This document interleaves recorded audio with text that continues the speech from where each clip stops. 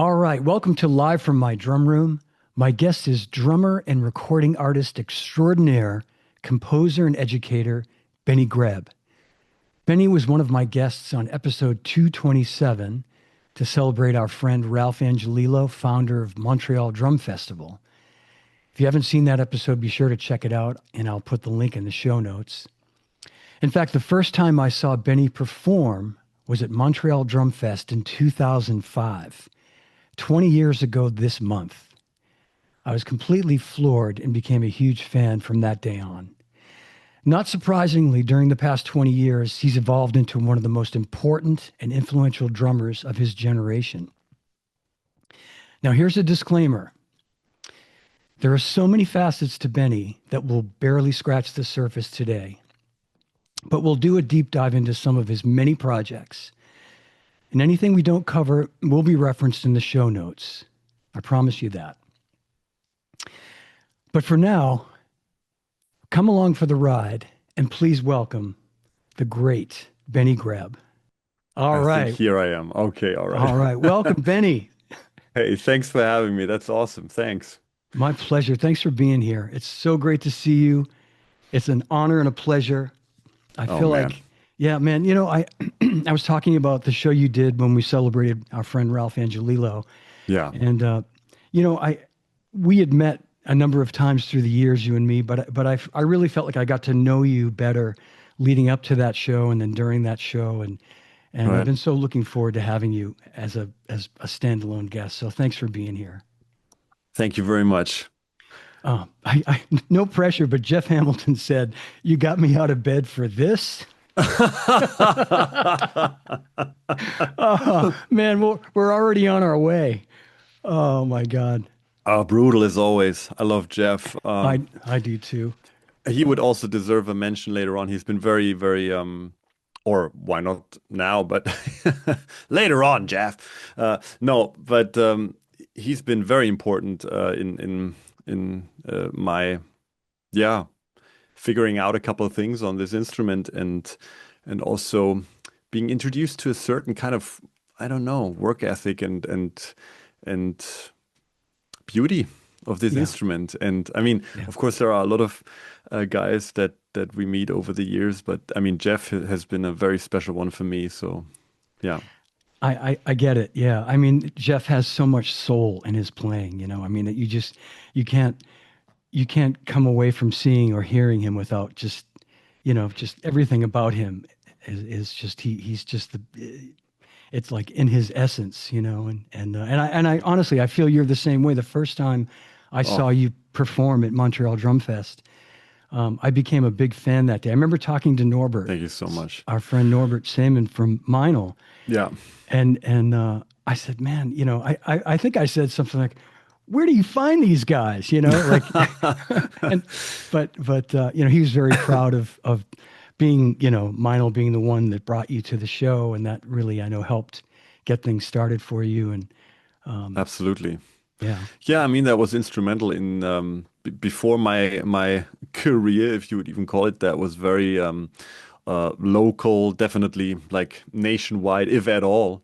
And I mean, I was beginning 20s back then, and I just tried to figure stuff out, move to the big city, and tried to get my foot on the ground, kind of, and do what I love, hopefully, and then of course Norbert and who was on board back then already, the Sonar guy Milan is not there anymore, yeah, but yeah. um, but they were kind of, hey, this guy can, this guy, we could maybe send him to do stuff like that, and so yeah. I mean, it's crazy. I heard in the introduction, it is like a almost like a 20-year anniversary now, right? Yeah. I know, and it's just really kind of coincidental that I started to just sort of think about all these different events, and yeah, I know, 20 years. Yeah.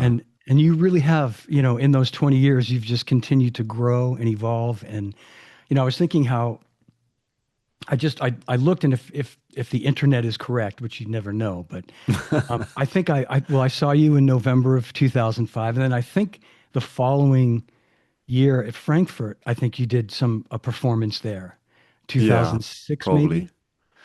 Yeah. Yeah, very likely. I mean, Mile and Sonor, they were, I mean, I was always liking to hang out at these things. Like, Yeah. I loved the Frankfurt Music Fair when it was still going strong. I loved NAMM Show, very much. And I'm that kind of a geek. You know, when people walk around, which I now totally understand, of course, when you have to do business there, when you are there for a couple of days, nothing is worse than a couple of kids like running around hitting cymbals with their fists or something, because they Yeah. just, all their Yeah. Yeah. fuses kind of burn through because it's like, oh my God, all this stuff that I always wanted to afford.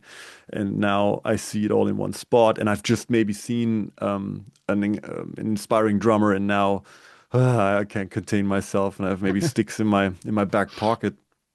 And whenever people were like, "Oh my God," again, which I completely understand from the industry side, but I always became very quiet and sometimes defended them because I was one of those kids, and I, I believe it. Yeah. I Yeah.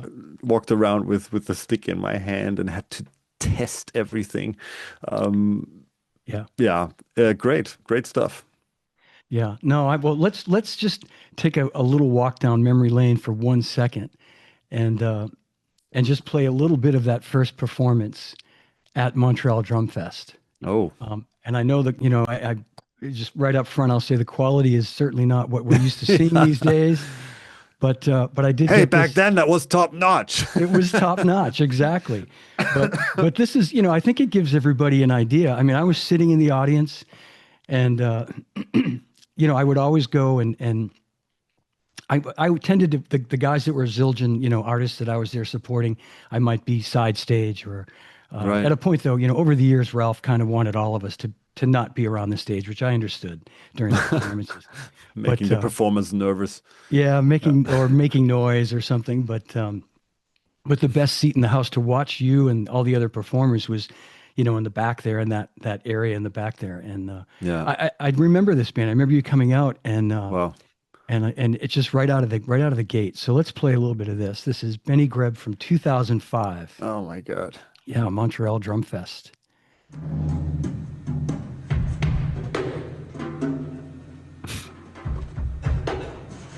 Look at that kid.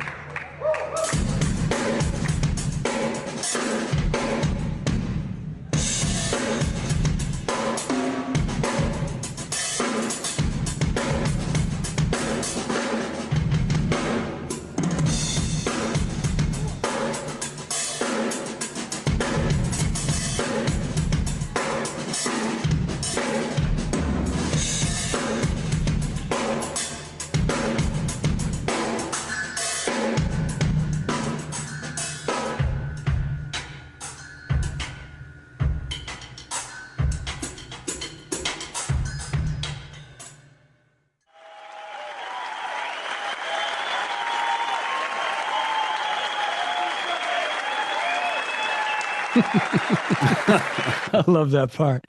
Oh man. Thanks for indulging me and taking a walk down memory lane. Um, Wow. and I'll just say, just coincidentally, when you and I got back in touch a couple of weeks ago, for Mm. everybody watching at home, after we did the episode to celebrate our late great friend Ralph Angelillo, Yeah. Benny and I were in touch about trying to have Benny do his own episode with me, and you just got busy, and then the summer came and went, and we got back in touch again. So anyway, I was having lunch with Dave Maddox, great drummer, Oh, yeah. couple of weeks ago, just a couple of weeks ago, and totally unsolicited during the conversation, we were talking about drums and drummers as we always do. And Dave said to me, "You know who I really like?" He said, we were talking about drummers that have all this technique and can do all these things that you do and all this facility, but play musically." And Dave said something to the effect of, "But Benny Greb to me is really the guy that's." Oh, wow. Yeah. And I said, we've been trying to find a date. We were just in touch. I think in the next couple of weeks we're going to do something. So anyway, you were just had entered our Wow. thoughts. I did not know that Dave even knew who I was, so I'm very grateful that you tell this story. He's a Absolutely. badass. He's, He's a badass. You're a I badass. mean, Yeah. wow. Well, Yeah. and the point to that, Penny, is, like as I listen to what you do more and more, and you gave me some links and pointed me to some music that I'm going to share with everybody. And we all just saw what you can do technically behind the drums. I mean, and that's just phenomenal what you do. But you Thanks. remind me. Yeah, you're welcome. What you have been able to do, which I think is difficult for a lot of people to do, is put aside um, a lot of what probably would come naturally to want to do on a Mm. pop record, for example. Like I look at guys like Steve Gadd and Vinny Colaiuta and Jeff Porcaro and The and greats. you, yeah, the greats Oh, well. that you can focus, and Dave Maddox, that have all this facility, all these chops, but you go in to do a job, and that job is to play on a pop record for an artist, and it's not going to be about drum solos. It's going to be about playing a great groove, coming up with a great part. Well, So thank you so much. I mean, well, if you, I definitely don't put myself in that category like the other guys you mentioned. These are my heroes, but especially when you put when you made me watch this video now, it's, I see so many things. I had so many emotions watching this because I see someone who's searching, I I mean, this was my first try at kind of a like a solo thingy and a drum festival thingy. And I also gotta say, and we talked about it with when we talked about Rolf, but man, the audience at the yeah, Montreal Drum Festival was incredible, right? It yeah, was. they were. I never Yeah. had this before, where you do like certain sounds or people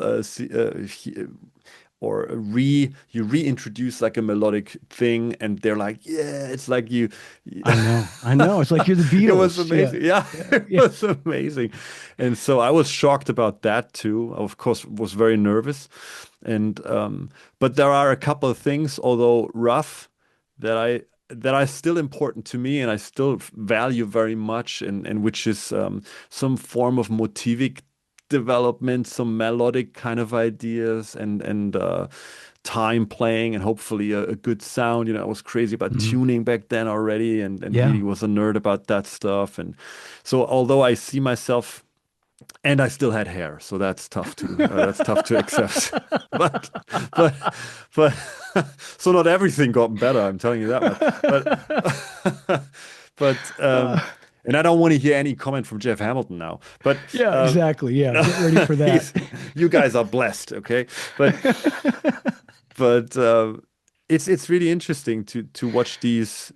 I mean, and I had a bigger kit before that, and I basically stripped down like it was a part of a. I still had the two floor toms. I still had kind of the bongo stuff, and it then I stripped it down even more later on. And by the way, the I had to laugh when the stick twirling came in Yeah, yeah. because Jeff cured me of that a little bit, because he saw me do this stuff, because of course I loved it. I saw Steve doing it. I With Steve I still do it, right? And sometimes I steal some of Steve's Smith's stuff and then Yeah. do it too. But when Jeff is around or Peter Erskine is around, I'm holding that back, Yeah. because You got to be on Jeff. your best behavior with those Yeah, guys. Yeah. exactly.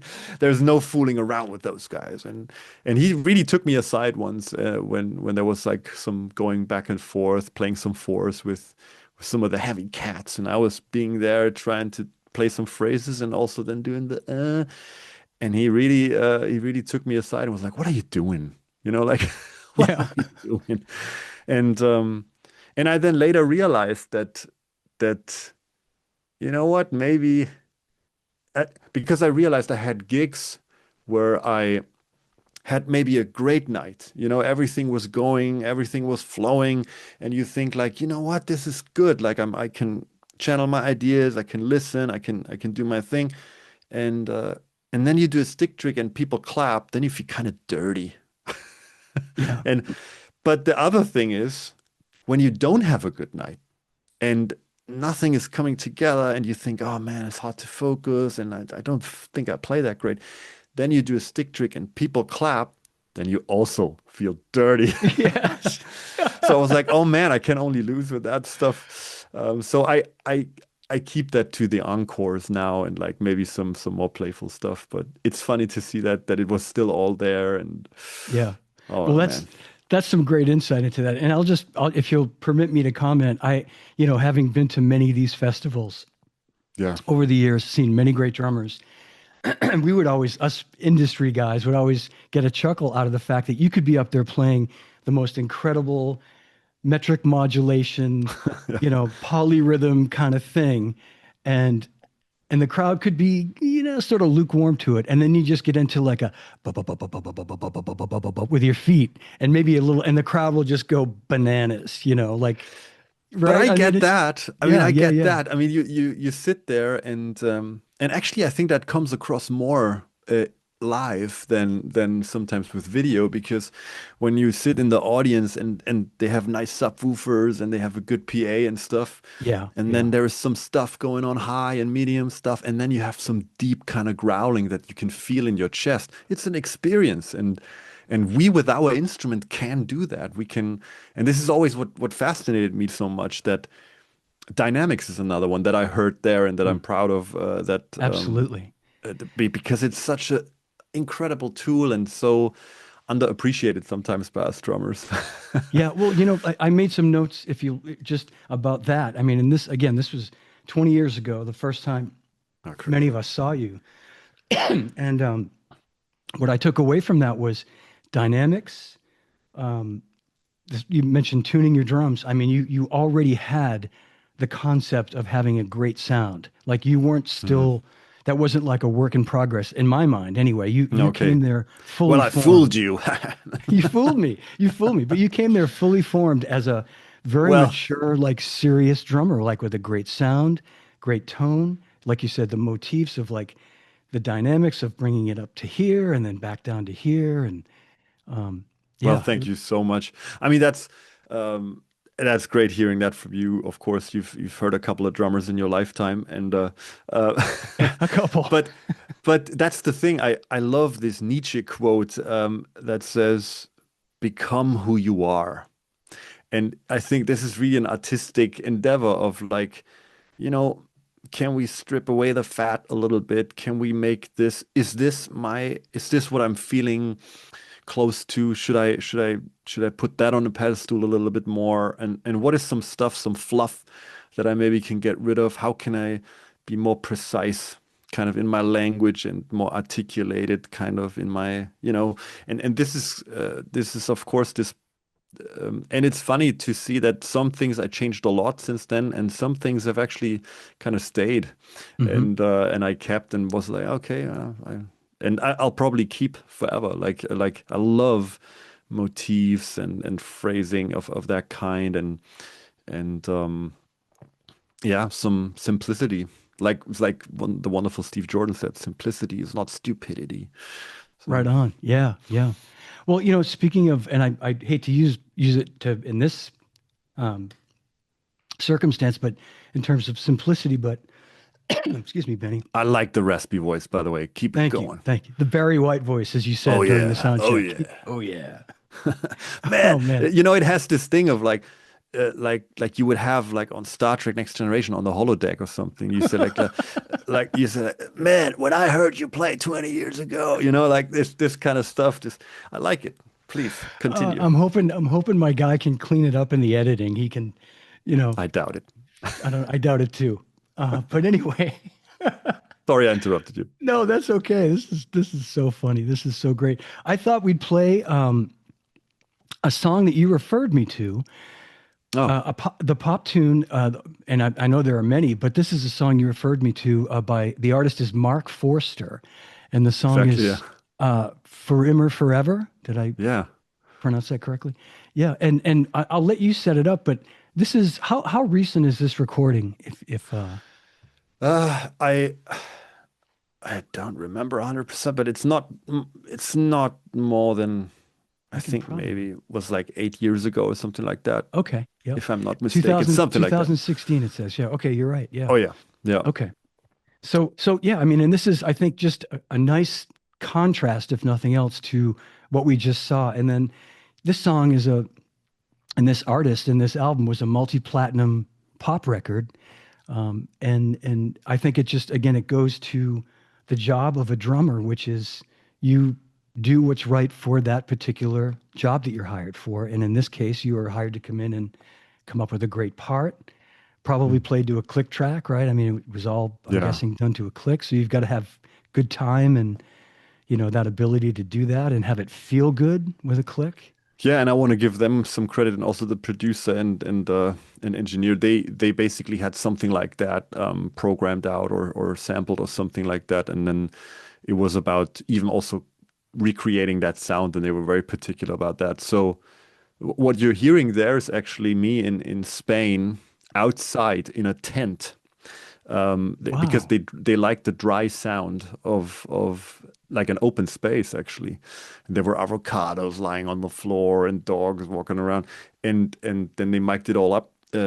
Cables going into the control room, and I turned the snare around. So, the thing, I think I saw that first with René Kremers, like back in the day, like really, or I think Zach Dancing also did that stuff. Like where it's really the reso head. I mean, this is dangerous to try out. So everyone who wants to try this now, like you will ruin maybe your reso head and maybe more, but it has this certain sound, this kind of almost low cut kind of electronic. Yeah, you hear it right away in the intro. Yeah, absolutely. Great setup, because I would have thought that was something they did post-production, but it pretty much sounded like that. I mean, of course they did their EQing and everything, but it really sounded like that. All right. Well, here comes the song For Immer Forever. The artist is Mark Forster, and of course, Benny Greb on drums.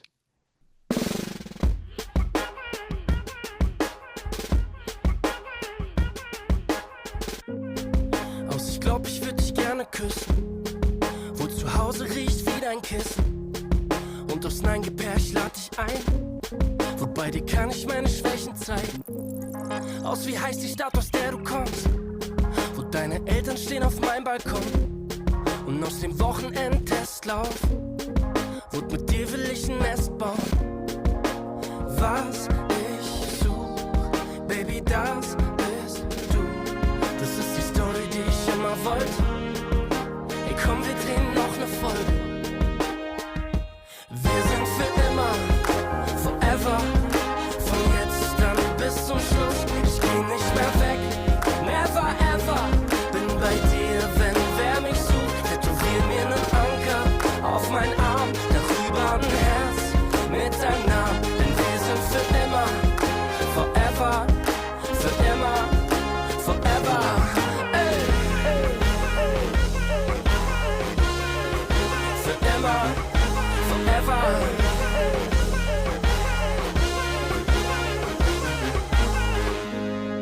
Und ich will nicht, dass du heute gehst. Wird komisch, wenn du mal nicht bei mir schläfst. Und das zum ersten Mal Gefühle zeigen. Wird Jungs, ich geh heute lieber heim. Aus, ich bin mir grad nicht mehr so sicher. Wird, ich kann nicht fassen, dass ich dich. Aus, Schluss jetzt mit den Kindersachen. Wird, lass mal langsam Kinder machen. Was ich such, Baby, das bist du. Das ist die Story, die ich immer wollte. Ey, komm, wir drehen noch ne Folge und noch ne Folge. Wir sind für immer, forever. Von jetzt an bis zum Schluss. Ich geh nicht mehr weg, never ever. Bin bei dir, wenn wer mich sucht. Tätowier mir nen Anker auf mein Arm. Darüber ein Herz mit deinem Namen. Denn wir sind für immer, forever. Für immer, forever. Ey. Für immer, forever.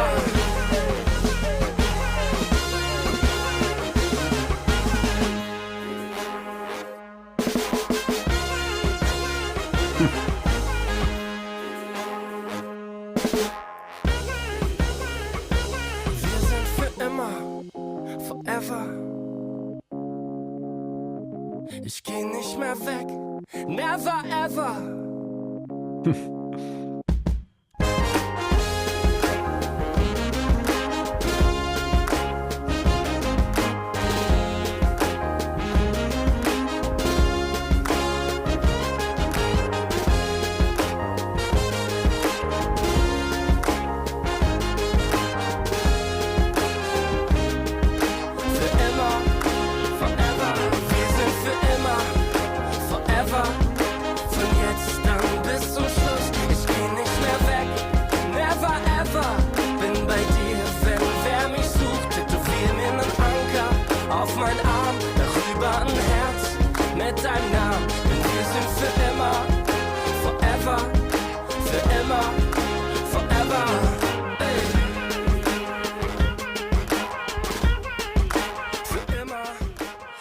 Yeah.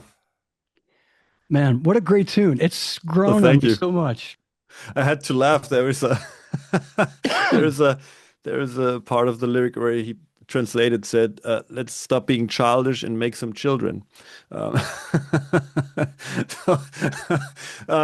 forgot about the ending already. I haven't heard. I didn't expect you to listen to the whole thing. I gotta say thanks for putting this in, because I think there are not many people who know that this is out there. I think if you get the special edition, the album was called Tape.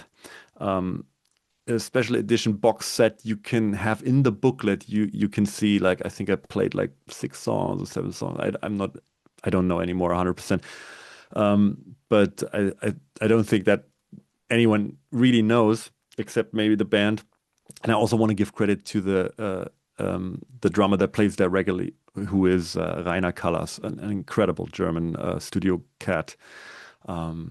But yeah, it was great to be a part of this recording. Well, that's great. Well, thanks for hipping me to it, because I think it was important to, again, showcase that side of you, you know, that, like you say, people probably don't think of. I wouldn't have thought of that, to be honest with you, Benny. You know, I know you're very creative, and you create your own music, but I think it's really cool. You know, I keep talking about these other drummers, but one of my favorite Steve Gadd songs Oh man. is a song by Paul Simon called "Slip Sliding Away," Mm-hmm. and I'm sure you know the song. Mm-mm. Yeah, and it's just Steve playing like I think brushes really for the most part, just these little splashes on the crash cymbal, Yeah. and it's not Asia, it's not late in the evening or anything that he did with Chick Corea that's real complex. It's just this beautiful, moody, and kind of the right part for the song. And I think what drives me actually the most crazy about Steve is when he plays things that have no right to be that amazing and mesmerizing, and I love, for example, he sometimes does like on the hi-hat, yeah, and there nothing more, and you think, oh my God. uh, I absolutely love Steve Gadd. In 2 weeks he will play here live again. I will see him. Plays with oh a good great, friend of mine. Yeah, he now plays with Simon Auslander and Will Lee on bass. I mean, come on. yeah, that's going to be great. Yeah. Well, speaking of Steve, so I remember, there were all these, after that first time I saw you in 2005, you seemed to be everywhere. And I was thinking about when I was on tour with Steve, Mission Oh from yeah, God, 2010, and we were in Hamburg. absolutely. And so everybody watching, so at the end of the Steve does this clinic in Hamburg, Germany, part of Mission from God Europe, and there's a packed Amazing. house. Yeah, amazing. And I'm walking, I guess I was walking out to the front of the venue, and I see Benny Greb in the audience, just kind of almost in disguise. You had like a hat on. I almost didn't recognize, and I said hello to you, and you knew who I was, and you said hello, and Of course. well, we didn't know each other Norbert well or always anything. warned me of you. Yeah, of course he did. Yes, watch out That's for the that. surgeon guy. Be careful. Be Don't careful you with hang him. around with that guy. He was smart. He was very No, smart. I mean, But honestly, maybe this is also a good moment to say, Norbert is a man of few words sometimes, and what he says has a lot of weight for me, and he knows the industry very well. We know each other now since, man, more than 20 years and 25 years, I think. And he always spoke very highly of you. And he was like, he knows John DeChristopher, like he knows what he's talking about. He always had a lot of respect for that's you. that's And very kind. yeah, Likewise, so too, for him. He's done good an guy. amazing job there. Yeah, he's a really good guy, and yeah, huge respect for what he's done. And I will have him on this at some point too. I think Oh, he'd that be would a be a great guy great to. couple, you two. Yeah, yeah. Talking about That's we great. we could let all the dirt out there. But anyway, I remember Yeah, seeing I you. think you could do some damage to both Yeah, of you. we could do. Well, he'd have to be more careful than me at this point, so he'd probably have to be a Oh, little let's more. see. Yeah, but Sorry, but but I the story you wanted to say is amazing because you were so kind. And I mean, I was just a fanboy, like standing around there, and you were so kind to say, like, "Hey, Benny, come on, like, come to the bus, like, come in, let's have a chat." And I, like, oh my God, and yeah, you were very sweet, very shy. I remember you like, you sure this is okay? I'm like, come on, come on.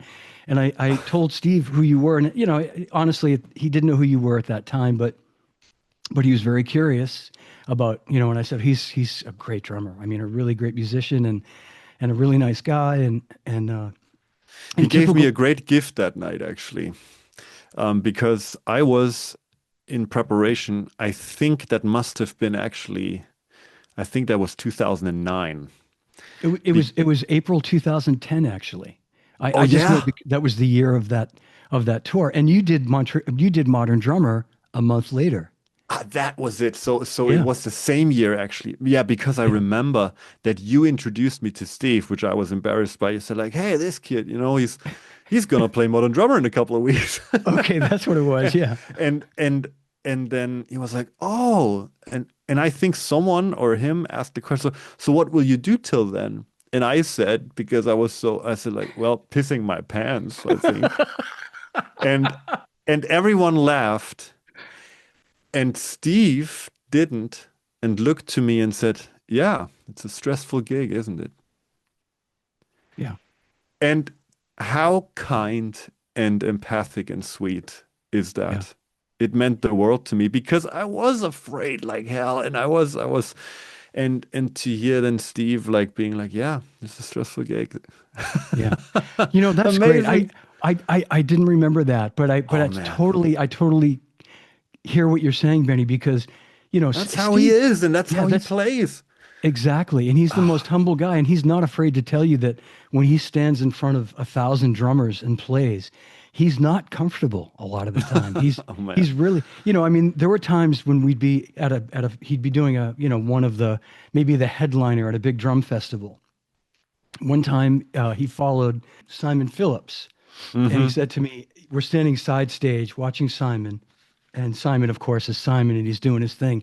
And he turned to me, and it was, he'll forgive me if he sees this, but it's true. He turned to me and he went why did you book me here? Like, why did you do this to me? Like, I can't, how am I going to follow that? How am I going to follow that? And we were that same year in the fall, we were at the Adams Drum Festival, Yeah, and he went on after Todd Sucherman. yeah, And I said, Steve, you got to check out Todd Sucherman. This guy's great. He plays with sticks, but he's just a fabulous drummer. Really, really yeah, great. And we're standing side stage, and Todd is Todd, of course. yeah, yeah. And he looks at me and he goes, "Jesus, why did you make me stay and watch him? I'm gonna go up to the dressing room and just chill out for a little while." So anyway, but I I mean, the think that, crazy yeah, thing is, I think all of us think, and I caught myself with that thought right now when you t said this story. It's like, man, if I could play, uh, and if I would sound and would have these ideas and these capabilities as Steve has, I probably would be confident and happy with it and finished with it, right? But I think the answer is, for better or worse, that if you would be confident and comfortable with whatever level you're at, you wouldn't get to that level that Steve has gotten to. Like, I think that's yeah, also part of his thing where he's like, yeah, he wants to give his best. He's detail oriented, but he doesn't forget the big picture of the music hmm, and really does his best for every gig, even like a drum festival like this, you know. Some people yeah, would go on yeah, and be like, yeah, I'm this or that and I can go out and do my thing. But Steve basically asks himself like, hey, can I do good enough? Can I do this justice? And what an amazing, respectful thought to have for someone that is hired to entertain an audience or to play some music. yeah, He's the best. yeah. Incredible. Well, I think you nailed it too. And I honestly, I do remember later asked me, might have been later that night on the bus ride or the next day, what was his name again? And I said, Benny Greb. And he said, and who does he play with? I said, he plays with a lot of different people and educator. And I think I even said, ask Rob Wallace about him, ask the Mm. Hudson guys about him. And he was kind of like going, yeah, cool. He was a nice guy. And I said, oh, really nice Mm. guy, So, yeah, Oh, but he always makes a mental note of that. Like if he's introduced to someone yeah. and he's not familiar with them right away, he'll file it away and later go, hey, play me something that he did or show me something that he did. I want to check this guy Amazing. out. Yeah. Oh, wow. I have one Yeah. more Jeff Hamilton story if you want to hear it. Yeah, I would love to hear it. Yeah. When we talk about drum festivals, because this is also the stuff that I love so much, that there is so much banter going on and so much humor going on and also some ego crushing and like standing. I remember playing a London drum show once and I was playing, and at the side of the stage there was Keith Carlock, Omar Hakim, Oh and boy. Jojo Mayer, and you think like, I just want to go to the hotel, please. Uh, but the one of the coolest ever was Jeff Hamilton, who went on stage with his, like, two toms, snare drum, two cymbals, stylish, small shells, of course, Yeah. Yeah. but sound, Brushes. huge sound, Yeah. brushes, like melody, everything, touch, and behind him, and like it goes, you have a couple of drum sets there and stuff. So there was a kid, like a spaceship of Chad Wackerman, who did a lot of like in the Bozio kind of thing, like a melodic Hmm. ostinato kind of stuff. There was Thomas Lang's kit, like the see-through one, the big one, and then his kid standing in front, and he came and got like you thought like there is more sound coming out of this thing than could ever out of 1,000 other drums, and he just schooled everyone in terms of musicality and style and grace. And then he stood up, took the mic, and said, looked at his kid and said, when I started to practice and play the drums, got lessons, like my drum teacher said, first you learn to play one drum, and then maybe, we add another one. And then he looked around the stage with these huge kids and said, as you can see, I've not come very far.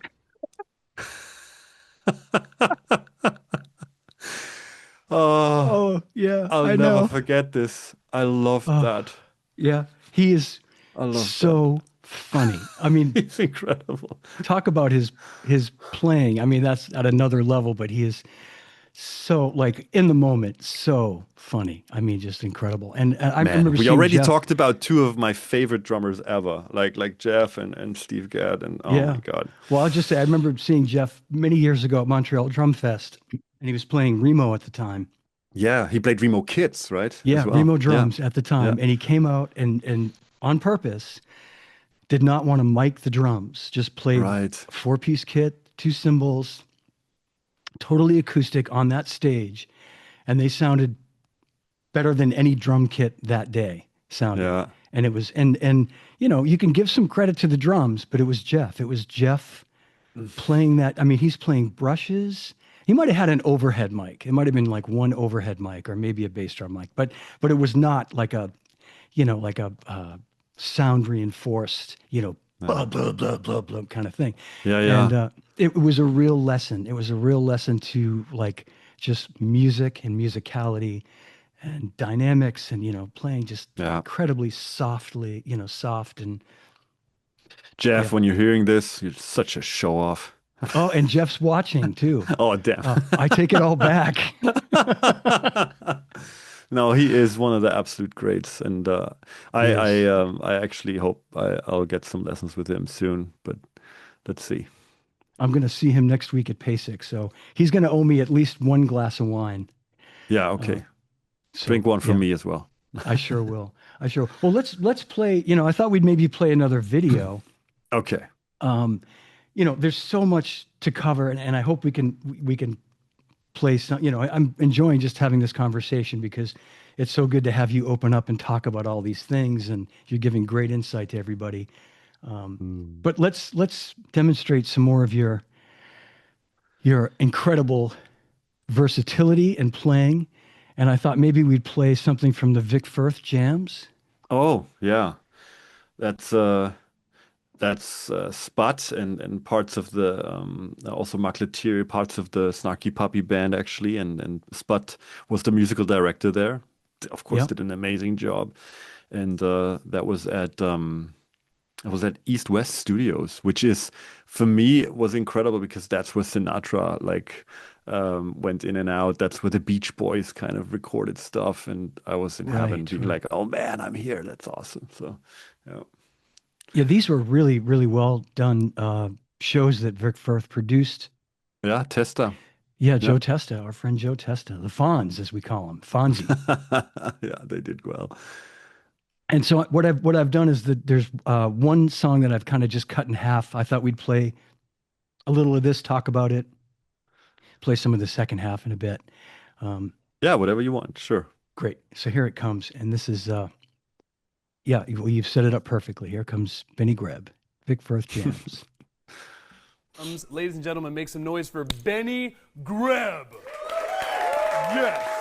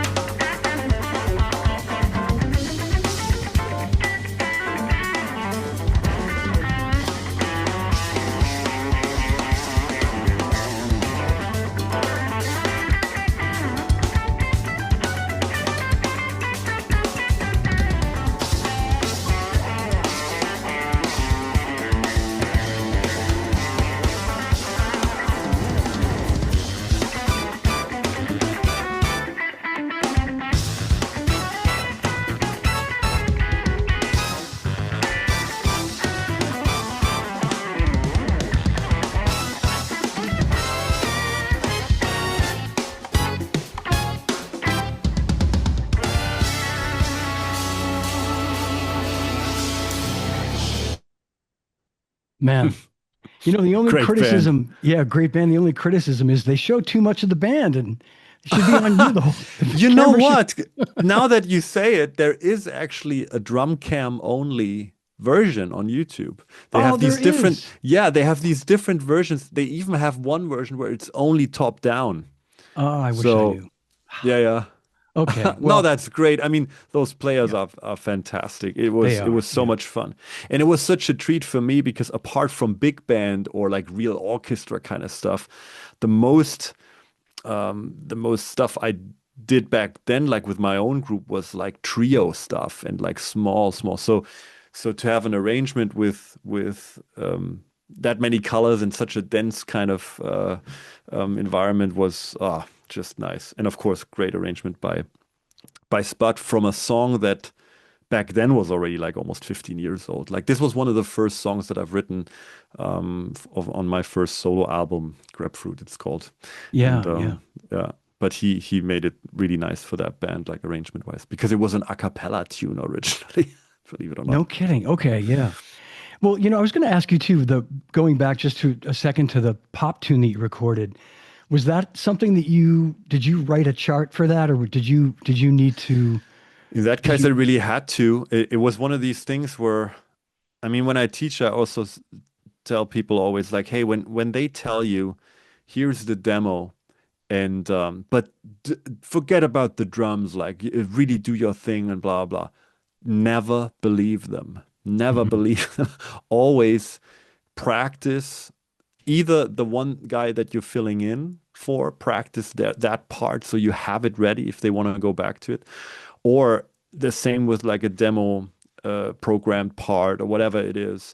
Even if you will not need it anymore, they will reference it usually, at least, and say like, hey, but we had this thing in the B part and a little bit more like that. And when you then sit there and be like, but you said it. Yeah. Like this, Great like, advice. Yeah. So in this case, it was really, they pretty much wanted it like programmed, and that went down to even the short stops. So you heard a mute there in the beginning, well, something like that. And I played that live. But on the other side, they were so used to record kind of parts and loops still that there was one funny scene where they said like, okay, so I went to the control room, like notated it out, wrote some charts. And then I was like, okay, let's roll. And then we did the A part of another song and we did it.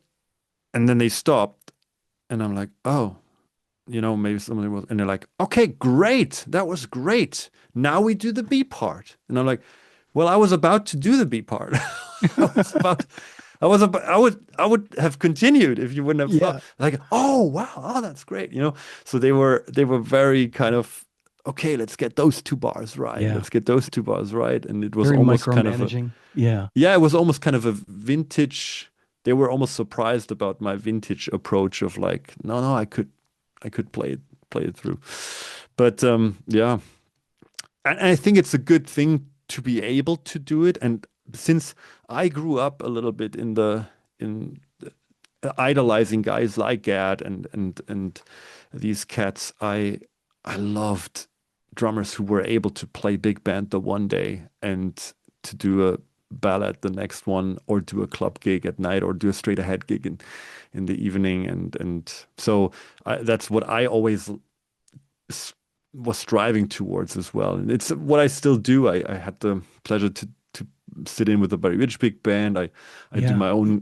my own group, and so it's kind of all kinds of different thingies, and not everyone does that, but I also do really like different kinds of music. I really do. And yeah, it's great to do that. That's great. Well, we'll talk about your camp too in a little bit. Oh, Yeah, I mean, there's like I said in the intro, there's so many facets to what you do, and we'll try to get through a good amount of them today. thank you. But whatever we don't, we'll make sure that we notate. But I thought maybe we'd play the sort of other half of that Okay. segment that I guess we could have played it all the way through, but No, that's okay. Another background story is that on that morning I was still walking on crutches. I hurt my leg actually, and I didn't want to tell anyone. oh no, Yeah, I didn't know that. yeah. So I muscled that out. But Wow.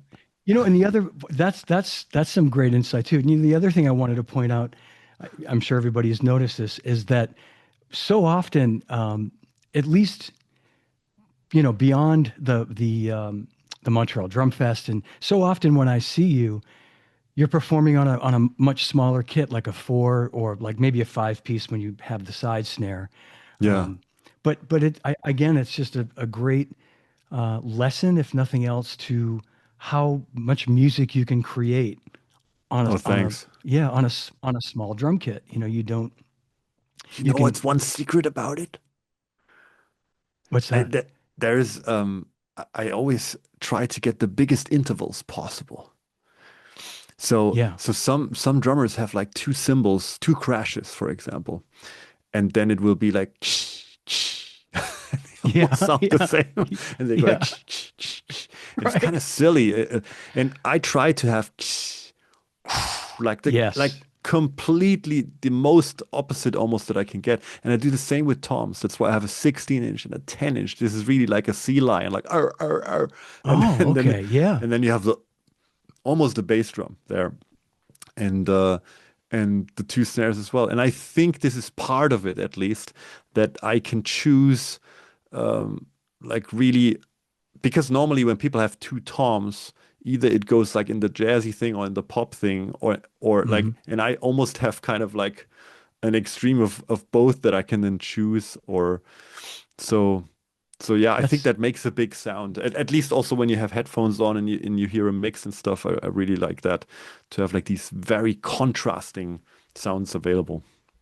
that's a great tip, and I didn't realize there was that much of a contrast or interval between. I assumed that was like a 12-inch tom and It's like a a 16, 10-inch and a 16. Yeah.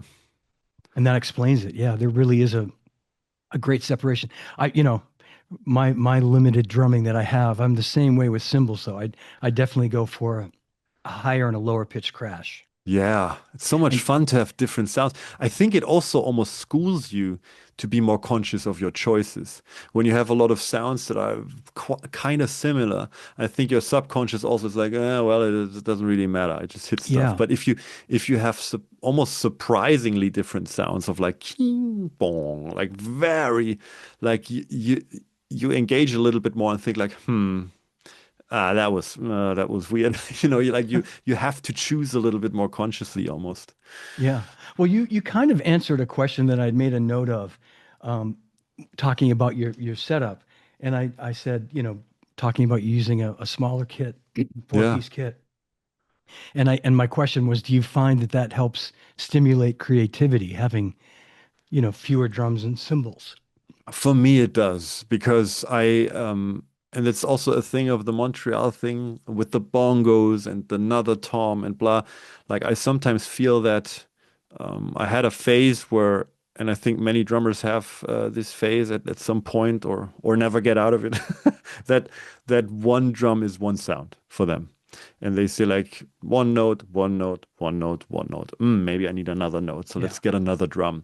And there is actually a part in the first part where I then go in in the in-between part before the solo, I go to the edge of the snare drum.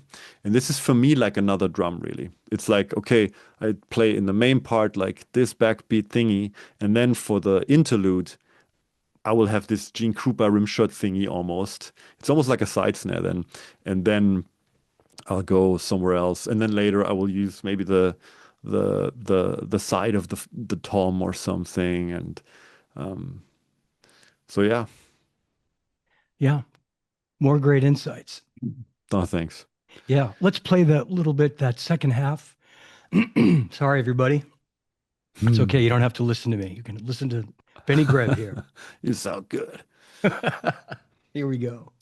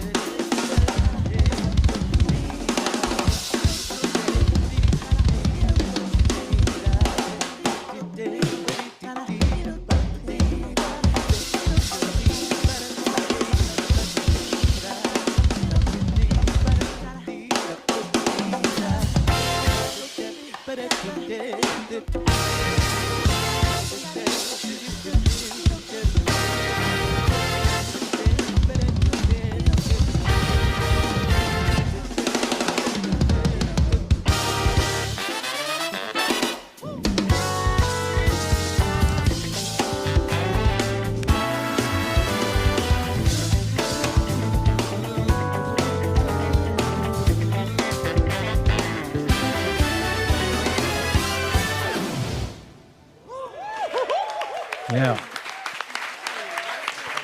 So great. So That great. was a good day. Yeah, that was amazing. Yeah. So, just jumping over to the drum camp, I want to make sure we get this in here a bit because I know that's really grown and it's really become a big part of what you do. When did you actually start the camp, Benny? I almost started this 25 years ago, actually. Wow. Like I really started this first as a band camp. Like this was an thing that I back then was like, okay, let's have like a 3-4 day, or I think back then it was more. It was like a 5-6 day maybe, a thing where musicians come together. We put them into bands, whether they like it or not. Like we just group them into like bands, and then at the end there will be a concert, and they have to write, rehearse, and perform like their own material at the end. And this was a lot of fun. I had a great team together. And then when my career kind of progressed, I realized like, oh man, like there are a lot of drummers that want to come to this thing and want to focus on the drums a little bit. So I kind of left that behind, and but it's still going actually. It still exists, and my son now goes to those, which is crazy. Oh, that's wild. So that's full circle for me. I really stood recently at one of those camps, and like with a little bit Yeah, emotional. I'll bet. It's just crazy. Anyway, so I then did like drum camps for drummers, and yeah, and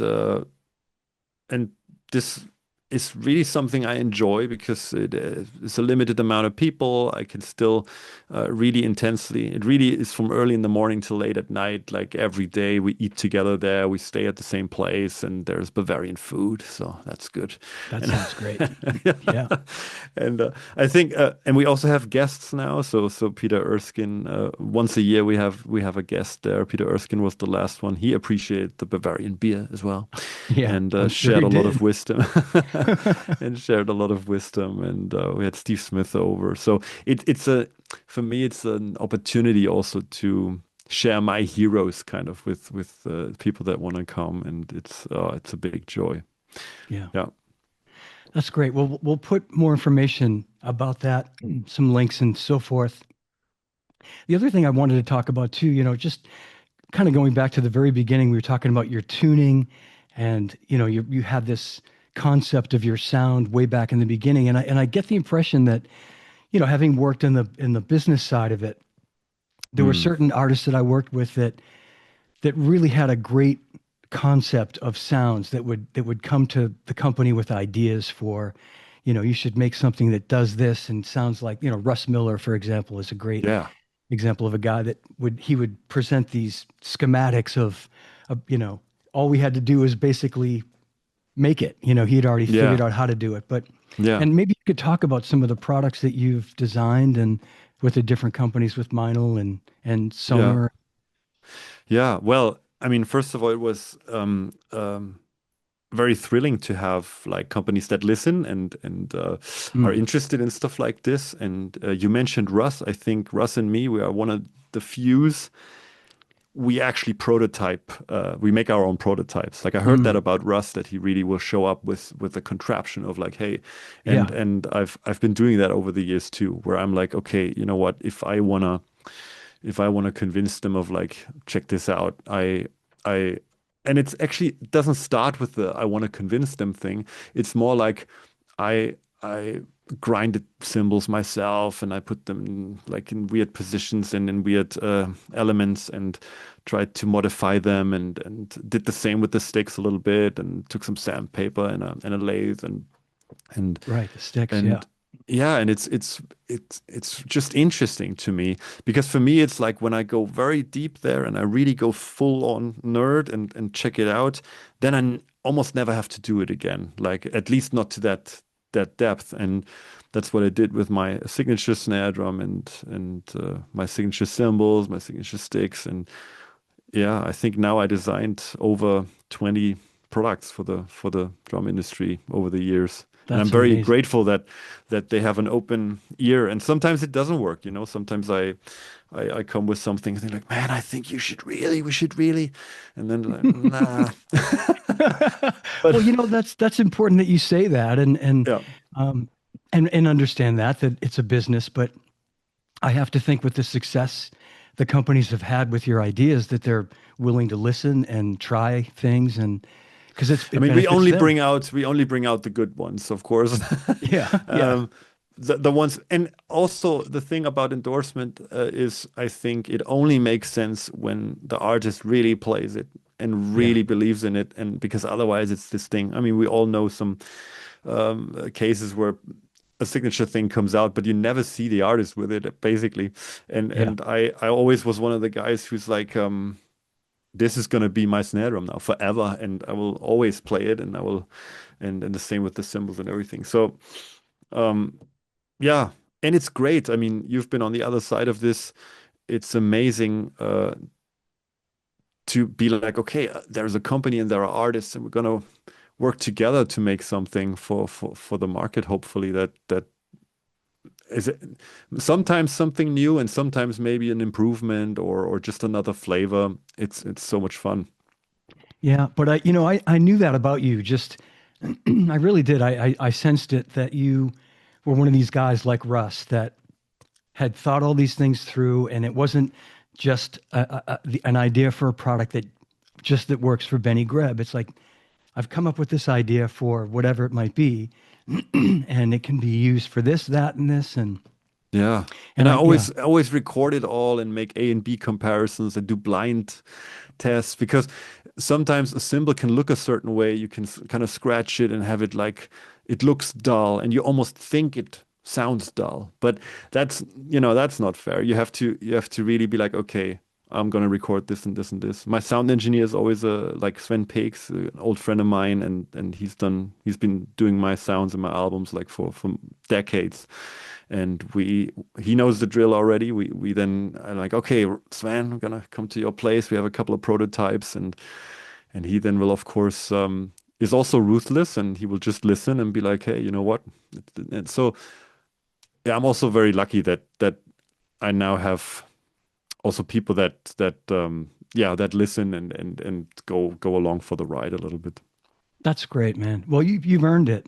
You have, Well, you know, thanks. and you've proven yourself as you know, having the mind of the commercial importance for the companies. You know, like you said, it's one thing for a company to make something just for you and you use it and it's a prototype and it's a one-off or something, but when you're pitching the idea, it has to have that commercial Yeah. accessibility. So But to be fair, it's not always 100%. I mean, I think if you bring out a signature instrument, it first of all has to be 100% good for you, because yes. otherwise there's nothing there. And then you can say like, oh, hopefully people will like it. But I remember one of the most successful rides that I think Meinl has is the sand ride, and I remember someone from the Meinl team then saying like, really? And then I'm like, yeah, it has to be sandblasted like that, and listen, like there's less ringy overtones, blah, and this and that. And then someone said like, it's great that you have the sound that you like, but this is not gonna sell very well. I don't think, like there was Mhm. there was a person there and who was a little bit, and I was like, yeah, I don't care. Like it's really like Mhm. so.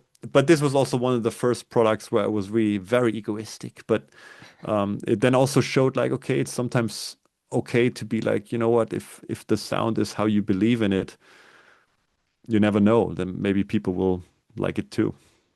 Well, you stood your ground, man. I kudos to you for doing that. And in the end, you were right because people love that symbol. It's a great symbol. Hmm.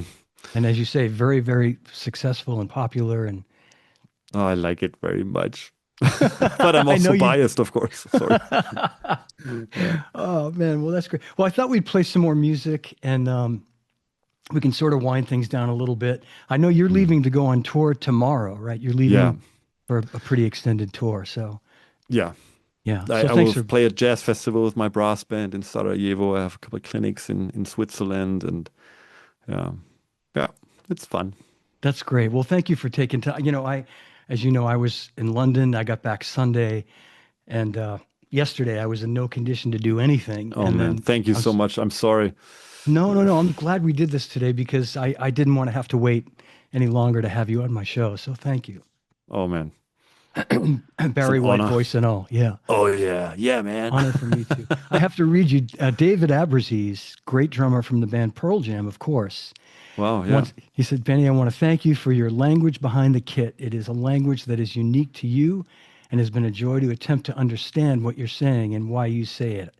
Always inspired playing that inspires players. Oh man, wow. Yeah. Thank you so much. Yeah, Wow, David. Yeah. he's a He's a badass dude. he's a pretty badass player himself. Exactly. Oh Yeah. man, Yeah. what a player. Yeah.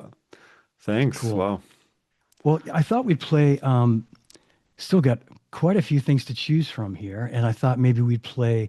This is from your record, Moving Parts, Hmm. and this is a cool tune called Bunker. That's got some really great drumming. Oh, Bunker is one funny one because this was recorded with one mic only.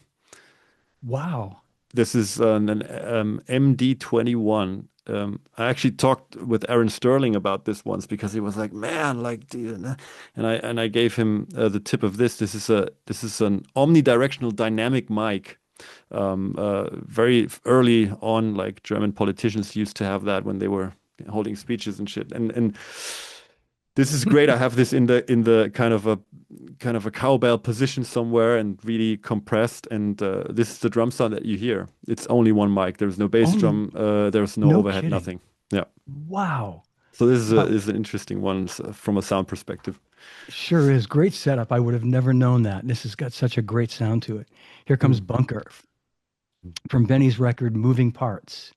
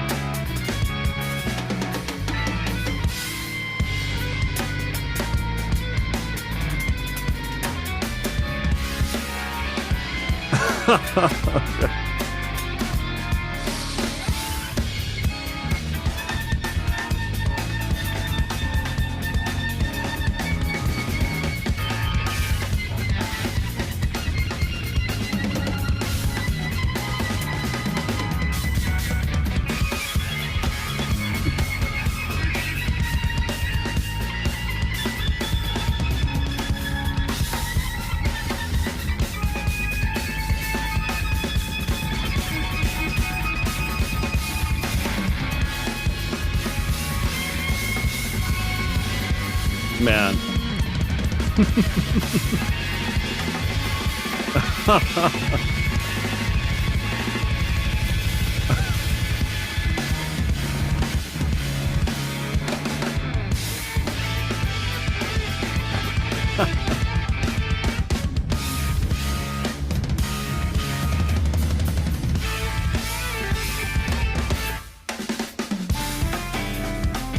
There it is again. Yeah.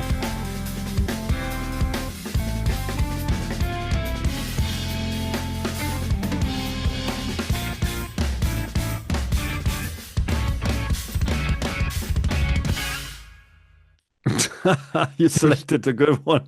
This is one of the more crazy ones. I gotta I give a had shout to. out to Kid Downs on keyboards, who's also playing the bass with his left hand, and Chris Montague. So Moving Parts was a group. I think we did that for 5 or 8 years, something like that. And what a these guys! This was one of the most kind of movable, elastic kind of band that I ever had. It was really fun to just go to change tempo whenever you wanted to Hmm. just and the Really guys would free. follow, and Yeah. and it, Yeah. very very like very brave and very, and those guys would like they would yeah not hesitate to just go wherever you wanted to go. It's incredible, like incredible guys. Well, I mean, when I listened to it, I listened to a bunch of the songs on that record, and that one just grabbed me. I said, we've got to play this. I had no idea about the recording process, though. So that was great to hear that. And the bass drum, I'm guessing, was like a closed front head. Sounded like it was a. Do you No, remember? it was like I It was always do it. Also a 20-inch with a little hole in the little hole. front Okay. like that. Yeah. But because the microphone is so close and maybe the there's a little bit of floor tom also coming with it with the compression and everything. It's Mm. yeah, It had so much tone to it. It sounded really, you know, yeah, those drums, Sonar drums have a lot of tone. So mm, yeah. yeah, beautiful, man.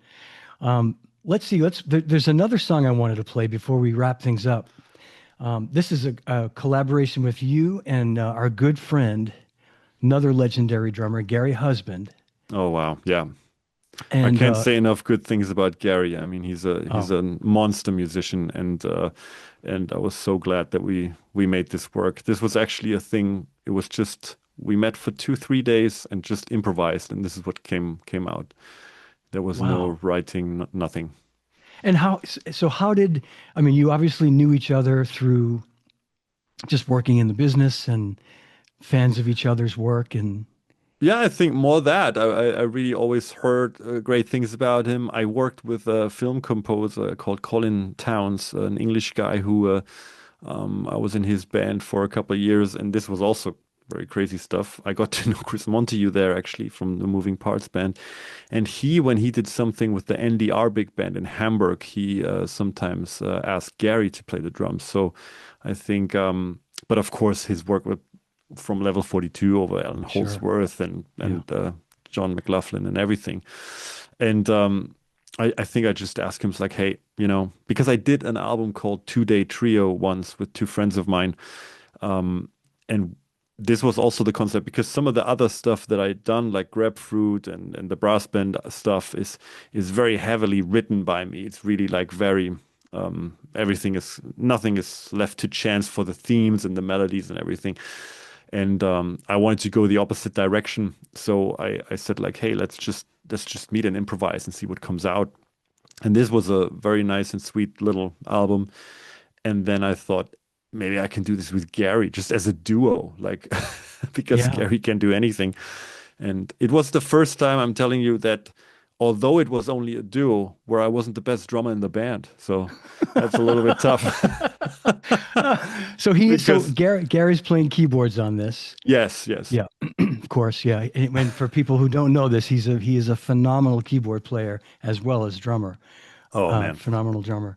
And so but the song I selected is Immune System. Hmm. And is there a bass? Is Gary playing bass with his left hand, or am I not hearing a bass in there? Is that the oh, I get the song titles confused. It's a while ago. Is that the this kind of oscillato thing?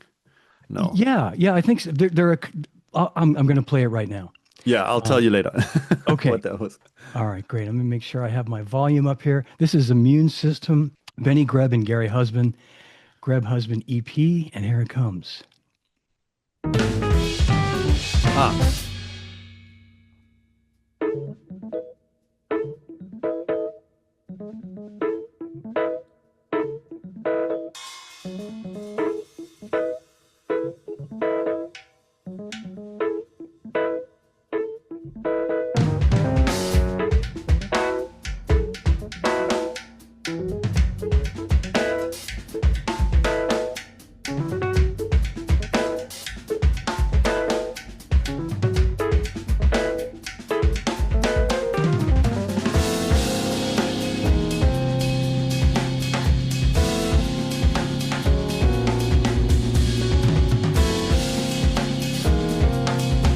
Maybe I'm not hearing a bass.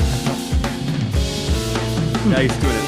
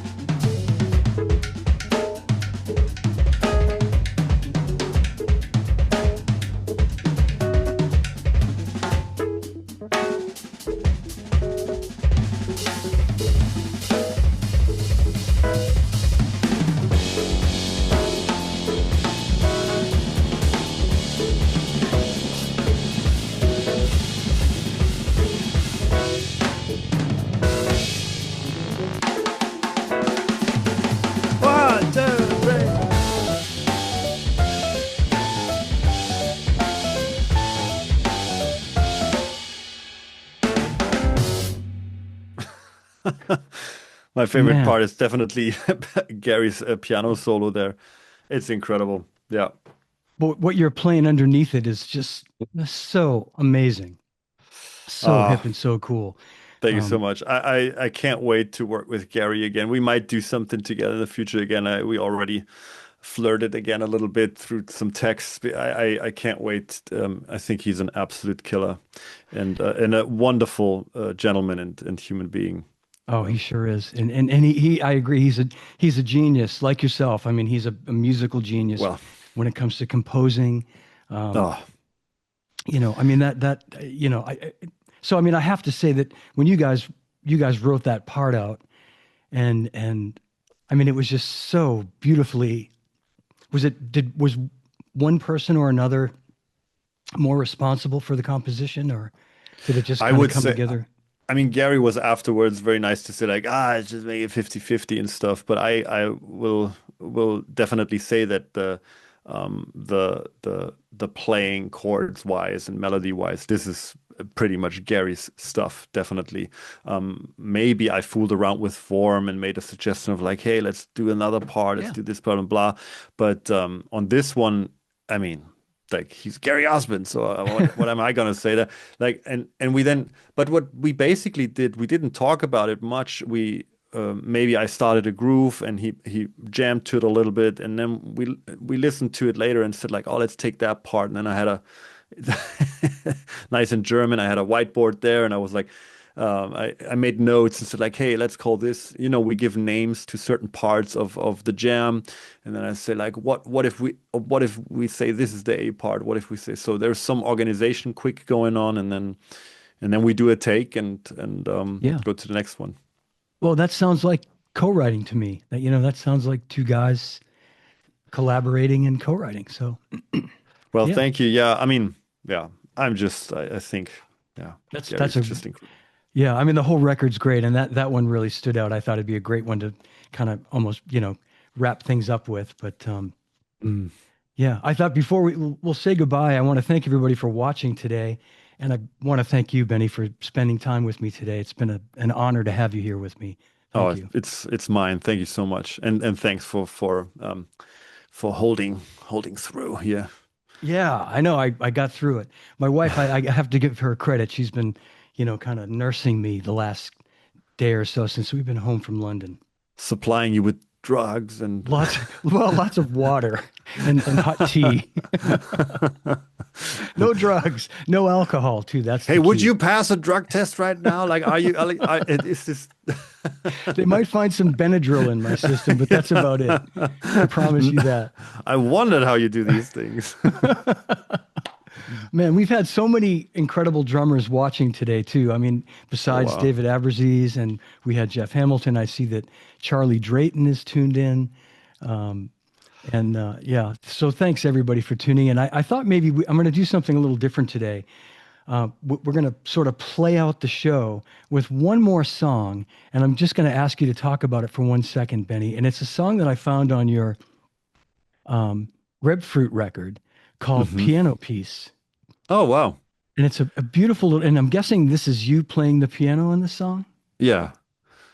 Yeah. Funny. I mean, Man. this is a long time ago, but the first Grapefruit album was basically after I found my footing as a sideman and started to do some writing and started to give ideas into bands that I was in, was kind of like, okay, but what do I do with the ideas that I can't place with this band or this hip hop band that I'm in or whatever? And then it came, and this was one of the things where I was like, I don't know what to do with this, but I really like it, and yeah, it's me on a piano playing this thing. I'm very surprised that I haven't heard that one in a long time. So let's see.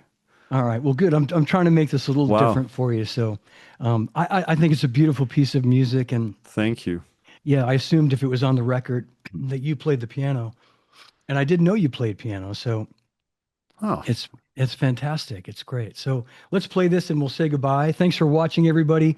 Big hand for Benny Greb. And we're going to close out with this song called Piano Piece. thank you very much. Thank you, Benny. Hang with me afterward if you would, and we'll say goodbye in the Sure. in the room. Thanks.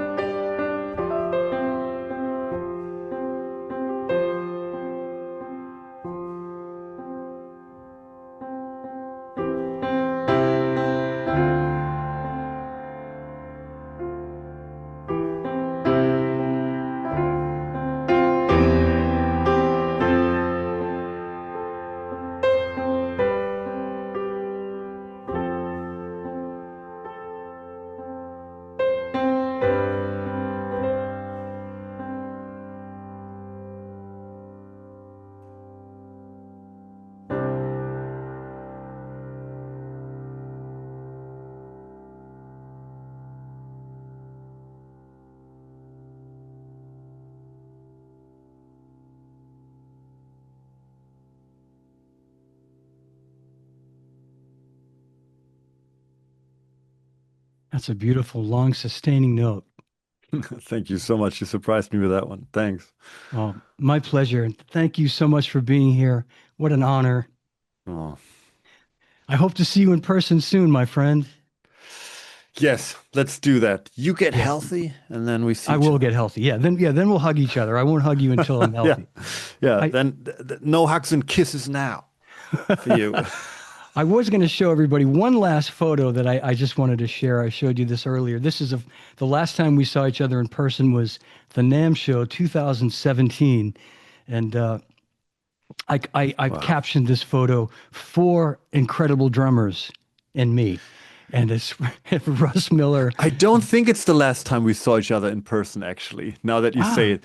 Did you okay. remember me crashing into a booth at PASIC where you sat with Greg Bissonette? Oh, what year was that? I think that is just like Oh, you're right, because I saw you at it's like PASIC. 2-3 years ago or something. That's right. You're absolutely right. I meant to mention that I did see you, and you played beautifully at PASIC Well, 2022, I think, right? Yeah, and Peter Erskine was also there. But yeah, sorry, I didn't want to crash this. This is a great photo. Yeah. That's right. It's a great photo. I wish we'd.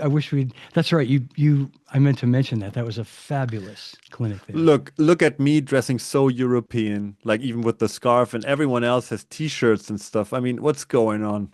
I think that's you stand out from the rest of us. You look hip and cool. You and Ash got the European thing. Us Americans look like we Americans. just don't have our body temperature as regulated, apparently. Yeah, so of course that's from left to right: Russ Miller, Benny Greb, Mike Johnson, Ash Stone, and myself. And Amazing. yeah, and the great Benny Greb. Thank you again. Thank you so much. You're so generous, and thank you for doing this and sharing this with all of us. I enjoyed so much, numerous episodes. So thank you for doing this, and hope to see you very soon. Thanks. Me too. I hope so. And thanks too. everyone for watching. Yeah, great. Hang on one second, if you would, Benny. Thanks. Sure. All right, that's my show. If you enjoyed it, give it a like, leave me a comment, and please subscribe to my YouTube channel. You can also download the episodes on all podcast platforms. And please visit my website, livefrommydrumroom.com, for upcoming shows and information on purchasing Live From My Drum Room t-shirts and hoodies. 100% of the proceeds go toward a scholarship I've created with the Percussive Arts Society. The link is also in the show notes. And you can contact me through my website or at livefrommydrumroom@gmail.com. And remember, no drummers are harmed on any show. And drummers, when in doubt, leave it out. Thanks for watching. Thanks for listening. And I'll see you again real soon.